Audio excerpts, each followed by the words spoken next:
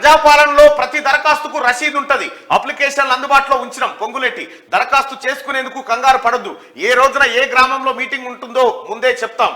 మారుమూల గ్రామాలు చెంచుల వద్దకు అధికారులు వెళ్ళాలి. 6 గ్యారంటీలకు సంబంధించిన ఫారాలు వారితో పూర్తి చేయించాలి. గత ప్రభుత్వం ఖజానా నుంచి దొంగిలించిన సొమ్మును ఎలా రాబట్టాలో తమకు తెలుసు అని చెప్పి కామెంట్ చేస్తా ఉన్నారు మంత్రులు. రాష్ట్రంలో ఈ నెల 28 నుంచి జరగనున్న ప్రజాపాలన గ్రామ సభల్లో అన్ని స్కీమ్లకు సంబంధించిన అప్లికేషన్లు అందుబాటులో ఉంచామని మంత్రి పొంగులేటి శ్రీనివాసరెడ్డి చెప్పారు. అర్హత ఉన్న వాళ్ళంతా అప్లికేషన్ నింపి అందజేస్తే అక్కడే రసీదు కూడా ఇస్తామని తెలిపారు. మంత్రులు కోమటిరెడ్డి వెంకటరెడ్డి, తుమ్మల నాగేశ్వరరావుతో కలిసి మంగళవారం ఖమ్మంలో మీడియాతో పొంగులేటి మాట్లాడారు. ఇందిరమ్మ రాజ్యంలో పారదర్శక పాలన అందిస్తామని తెలిపారు. తాము మాటలతో కాకుండా చేతల్లో చూపిస్తామని చెప్పేందుకు ఇప్పటికే 2 స్కీమ్స్ అమలు చేశామని చెప్పి ఆయన చెప్పాడు. ఇక్కడ ఈ నెల 28 నుంచి మీ గ్రామాలలోనే మీకు అప్లికేషన్ ఇస్తారు. మీరు 6 గ్యారంటీలు ఏవైతే కాంగ్రెస్ పార్టీ 6 గ్యారంటీల స్కీమ్ను మీ ముందుకు తీసుకొచ్చిందో 6 గ్యారంటీలను అమలు చేయడం కోసం అప్లికేషన్ ఇస్తారు. అప్లికేషన్ను ఫిలప్ చేయండి, నింపండి. అప్లికేషన్లు నింపి ఇవ్వండి. కొత్త రేషన్ కార్డు లేని దాదాపు తెలంగాణ రాష్ట్రంలో తెల్ల రేషన్ కార్డులు ఎన్ని ఉన్నాయో తెలుసా? 90 లక్షల కుటుంబాలకు ఉన్నాయి. 90 లక్షల కుటుంబాలు. కాబట్టి మ్యాక్సిమం ఉన్నాయి. లేని వారు కొత్త రేషన్ కార్డులు కూడా అప్లై చేసుకోవచ్చు. ఇది దరఖాస్తు ఫారం అని చెప్పి చక్కర్లు కొడతా ఉంది. ఇక తెలంగాణ రాష్ట్ర ప్రభుత్వం అభయహస్తం ప్రజాపాలన సదస్సు ప్రజాపాలన గ్యారంటీ దరఖాస్తు. ఇది దరఖాస్తుదారుని పేరు ఆధార్లో ఎట్లా తర్వాత దరఖాస్తుదారుని సంఖ్య ఇస్తారు. దరఖాస్తుదారుని ఫోటో పెట్టాలి. దరఖాస్తుదారుని పేరు భర్త పేరు లేదా తండ్రి పేరు, అతను పురుషుడా స్త్రీలా, ఆ తర్వాత కులం, ఆ తర్వాత పుట్టిన తేదీ, Aadhaar number, mobile number, ration card number, చిరునామా, ఇంటి నెంబరు, వీధి నెంబరు, గ్రామ పంచాయతీ వార్డు నెంబర్ ఇట్లా పెట్టి దరఖాస్తుదారుని కుటుంబం వివరాలు కూడా ఇక్కడ ఇవ్వాల్సి ఉంటుంది. అలాగే జతపరచవలసిన పత్రులు ఆధార్ కార్డు జిరాక్స్ కాపీ పెట్టాలి, రేషన్ కార్డు జిరాక్స్ కాపీ పెట్టాలి. సో ఇక ఇట్లా రసీదు జింపి మీకు ఇచ్చేస్తారు. ఏమని ఇస్తారంటే శ్రీమతి శ్రీ తండ్రి భర్త పేరు గారి నుండి మహాలక్ష్మి పథకం 2500 రూపాయల ఆర్థిక సహాయం, 500 రూపాయల గ్యాస్ సిలిండరు, ఇందిరమ్మ ఇండ్ల పథకం కింద ఉద్యమకారులకు 250 గజాల చదరపు గజాల ఇంటి స్థలము, గృహజ్యోతి పథకము, చేయుత పథకము కొరకు సమర్పించిన దరఖాస్తు స్వీకరించనైనది అని చెప్పి ఇందులో టిక్ కొడతారు. దీనికోసం పెట్టుకున్నాం అనేది. సో ఇట్లా ఇవన్నీ వెరిఫై చేసిన తర్వాత రెండవ విభాగంలో ఏం చెప్తారంటే మహాలక్ష్మి పథకం ద్వారా ప్రతి నెల 2500 రూపాయల ఆర్థిక సాయం.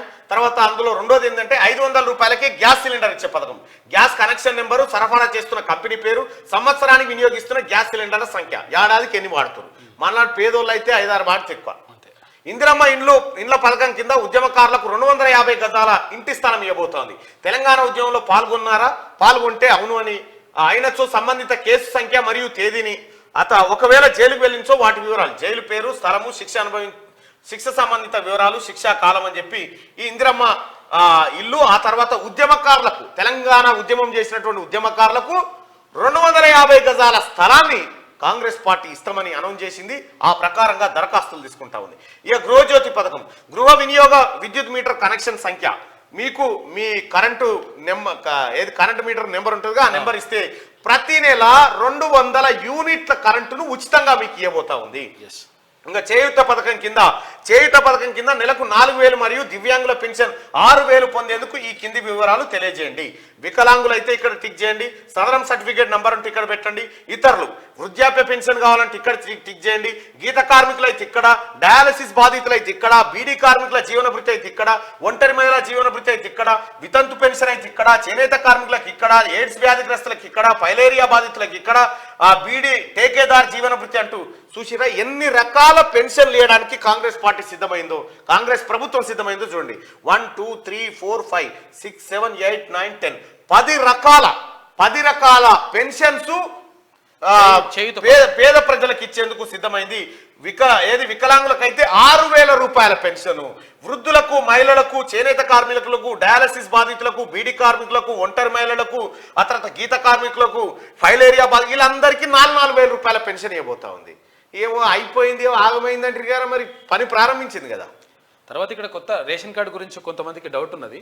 నిన్న మంత్రి శ్రీధర్ బాబు చెప్పిండు. ఆయన ఏమన్నా అంటే ఫస్ట్ రేషన్ కార్డు గురించి అప్లై చేసుకోండి.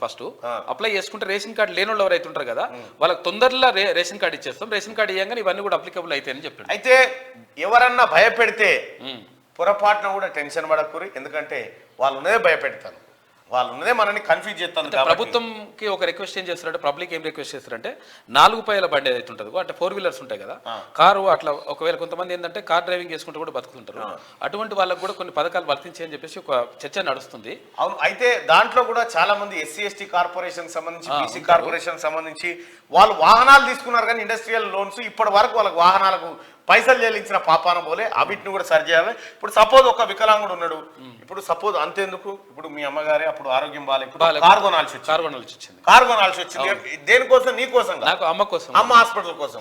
మరి దాన్ని కన్సిడర్ చేస్తే పరిచయం అట్లా రైట్గా. ఇది ప్రజాపాలనకు సంబంధించినటువంటి వివరాలను మంత్రులు పొంగులేటి శ్రీనివాసరెడ్డి గారు, కోమటిరెడ్డి వెంకటరెడ్డి గారు, తుమ్మల నాగేశ్వరరావు గారు వివరిస్తున్నటువంటి మాట. ఇక